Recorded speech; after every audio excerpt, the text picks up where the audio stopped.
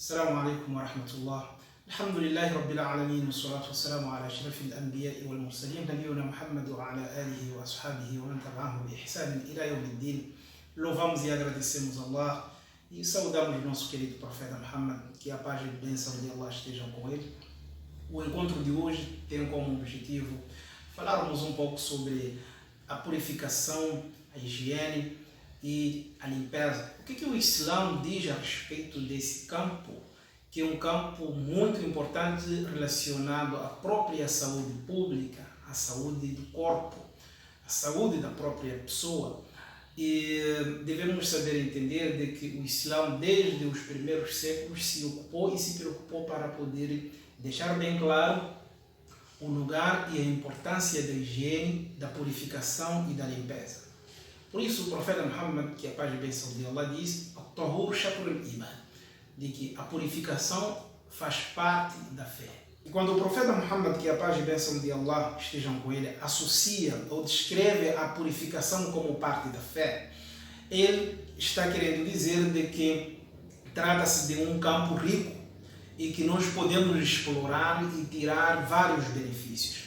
Por essa razão que, em primeiro lugar, a purificação ela tem uma relação direta com a própria nossa fé, ou seja, existe uma gama, uma série de práticas religiosas que implicam e impõem a observação da purificação antes da sua prática.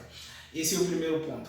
O outro elemento é que essa passagem do profeta pressupõe de que a purificação faz parte da saúde, a saúde pública, a saúde do próprio ser humano. E como é que um muçulmano nesse contexto lida com a purificação? Bem, nós sabemos de que a purificação é uma expressão polissêmica que tanto no Islã, assim como nas disciplinas seculares, tem uma explicação muito grande, muito detalhada.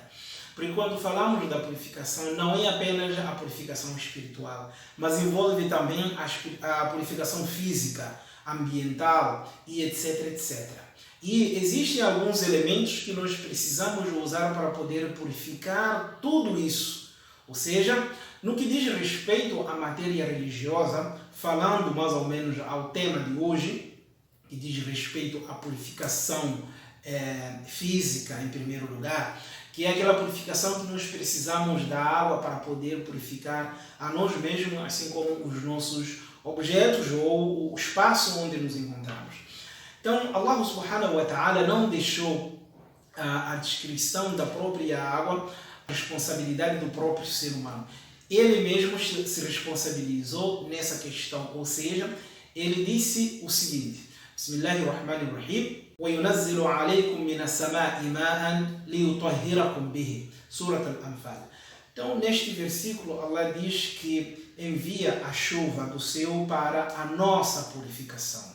Para dizer que a água da chuva ela é pura por natureza e purificante, ou seja, ela purifica o outro ou os outros, ou seja, as coisas, o corpo e o ambiente. Então, Allah subhanahu wa ta'ala, Deus deixa bem claro sobre a natureza pura e purificante da água, que ela tem que servir para a nossa purificação. Por essa razão, nós podemos usá-la para fazer a ablução, para o banho, assim como para, portanto, limpar ou purificar os nossos objetos.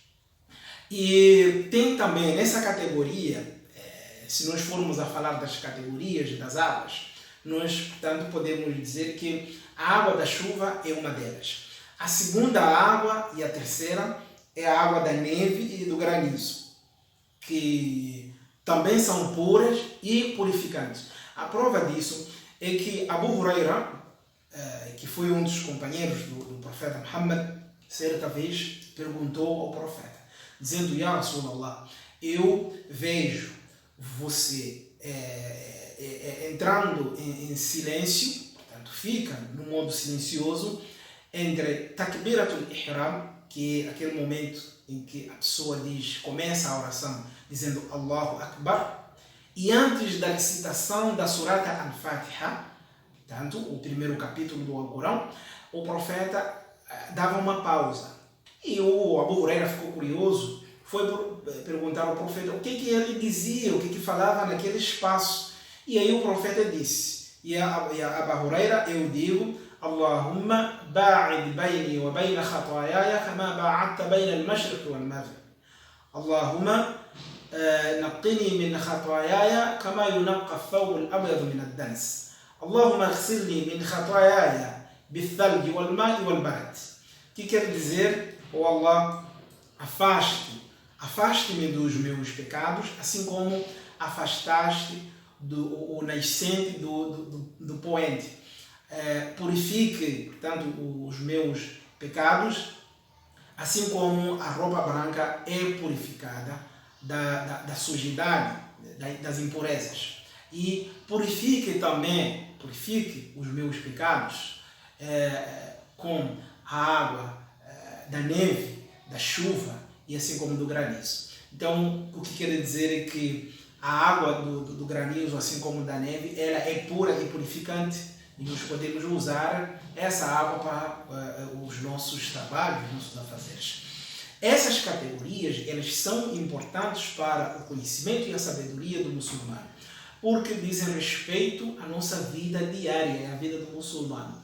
E ao conhecer a validade, a importância e o valor que tem essas categorias, o muçulmano, portanto, consegue se orientar melhor naqueles momentos em que precisa fazer ablução, tomar banho, purificar o seu espaço todo. Uma outra categoria que nós podemos falar também é referente à água do mar. O que o Islã diz a respeito da água do mar? Será que nós podemos usá-la para a purificação, para tomar banho? Bem, um dia um certo homem que era navegador, que era pescador, foi perguntar ao profeta Muhammad, dizendo: Ya Rasulullah, nós navegamos no mar e levamos conosco uma quantidade muito pouca de água. Se nós formos a usar essa água para ablução, obviamente ficaremos sem água e passaremos sede. Será que nós podemos usar a água do mar para a ablução? Podemos usar a água do mar para a ablução? Qual foi a resposta do profeta Muhammad, que a paz e bênção de Allah estejam com ele? Ele disse: Tahuru ma'uhu hillu maitatu. Dizendo que quer dizer que a água do mar ela é pura, tahuru ma'uhu é água pura e purificante, hillu maitatu. E tudo aquilo que mora dentro da água, que é naturalmente do ambiente da água, portanto, é puro e lícito o seu consumo. Então, estamos a falar dos animais da água, portanto, os peixes e as suas variedades, todas elas são consumíveis, são lícitas, não precisam, portanto, de nós degolarmos, por exemplo, um peixe para poder dizer que é halal ou tornou-se halal. Nesse sentido, quer dizer que nós podemos usar a água do mar, a água salgada, para o banho, para a purificação, para a ablução também. E tirar as impurezas, seja impureza maior ou menor. Então, no que diz respeito a uma outra categoria de água, que também nós podemos falar, é aquela água parada. A água que ficou estagnada por algum tempo e ela ficou misturada com as folhas das plantas, por exemplo, ou as próprias plantas, as raízes.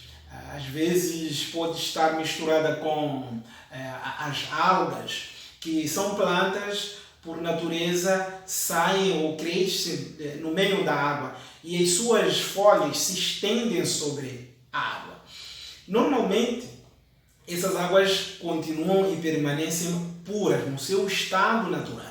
E o que seria o estado natural? O que significa o estado natural da água?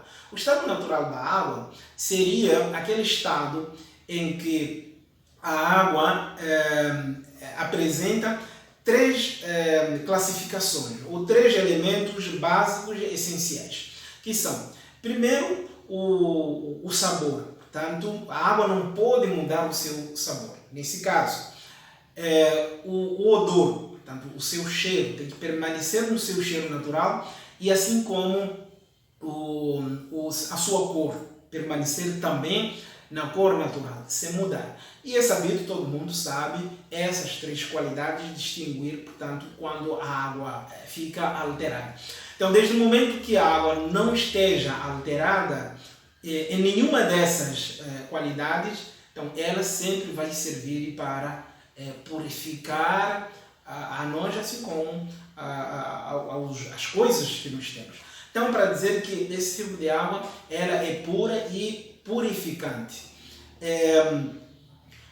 Uma outra água que nós podemos falar também é aquela água que sobra. Às vezes sobra depois de uma ablução ou depois do banho, por exemplo. E qual seria o tratamento desse tipo de água? Nós, quando fizemos a ablução, tem água que sobra, por exemplo, nas nossas mãos, ou nos nossos braços, ou na nossa barba, ou até na cabeça também. Então, será que essa água, depois porque se sobrou, significa que ela já foi usada. Será que ela serve para... tem alguma utilidade? Ou ela torna-se impura? Não, ela não se torna impura. A filha de Muawiyah descreveu a maneira que o profeta se abluía. E no que diz respeito à água, disse que ele passava a mão molhada sobre a sua cabeça. A mão molhada da água que tinha sobrado da própria ablução.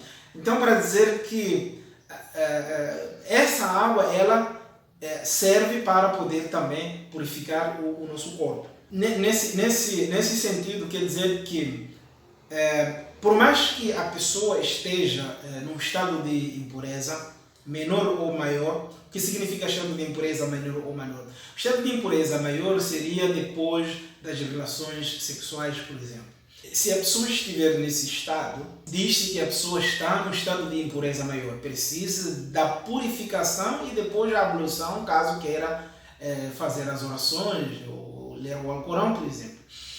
Então, se a pessoa estiver nessa impureza maior, o que é que tem que fazer? A pessoa tem essa obrigação de tomar banho para tirar as impurezas maiores. O corpo não se torna impuro, mas o que quer dizer que o corpo não se torna impuro, mas ele pode entrar num estado de impureza. O que quer dizer com isso? Quer dizer que quando entra no estado de impureza, tem algumas limitações no que diz respeito à prática das atividades religiosas. Por exemplo, não pode rezar, não pode pegar o Alcorão, nesse caso. Mas pode sim se relacionar com as outras pessoas, pode, portanto, abraçar, pode comer, e que o que restar da comida dele, que sobrar, tanto também uma outra pessoa pode comer. Agora a questão é, por exemplo, uma pessoa que está no estado de impureza, maior ou menor, tanto faz, comeu algo, sobrou, bebeu água, por exemplo, e sobrou. Será que aquela água ou aquela comida que ele deixou torna-se também impura? Não. Então, aí está a questão. Por mais que ele esteja num estado de impureza maior, portanto, o que sobrar, o que restar dessa pessoa pode ser consumível, portanto, a impureza, o estado da impureza que ele está não abrange nem passa para a comida ou a água que ele deixou. É exatamente isso que o profeta Muhammad, que a paz e bênção de Allah estejam com ele, disse ao Abu Huraira, quando ele chamou Abu Huraira, e Abu Huraira não se apresentou diante do profeta Muhammad. Depois de um tempinho, ele apareceu e o profeta perguntou onde é que ele estava. Abu Huraira disse que ele estava num estado de impureza maior e foi se purificar, tomar banho para poder se encontrar com o profeta, que ele detestava, portanto, encontrar-se com o profeta naquele estado de impureza maior. E o profeta explicou para ele de que o corpo do ser humano, por natureza, não se torna impuro.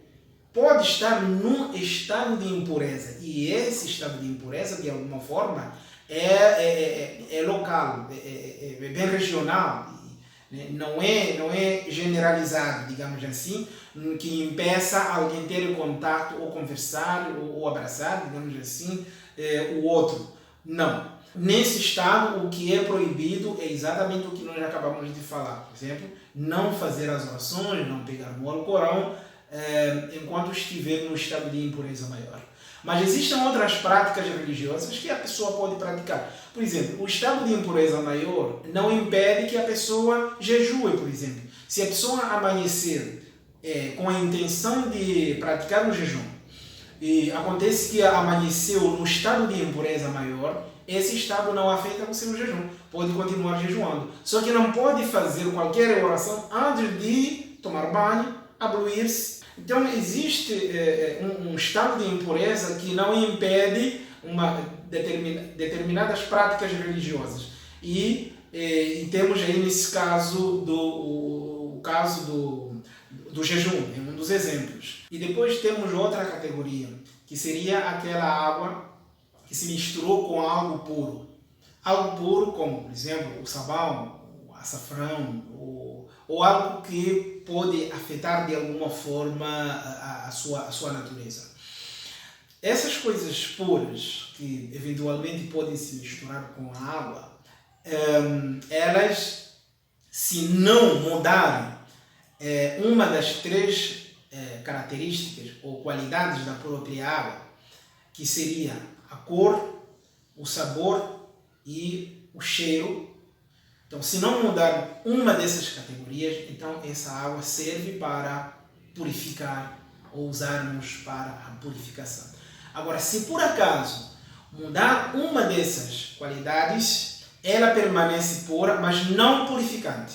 Ou seja, não pode servir para purificar o corpo, ou seja, ela não pode ser usada para a ablução, nesse caso. Mas ela continua pura. Outra categoria seria aquela água misturada com algo impuro.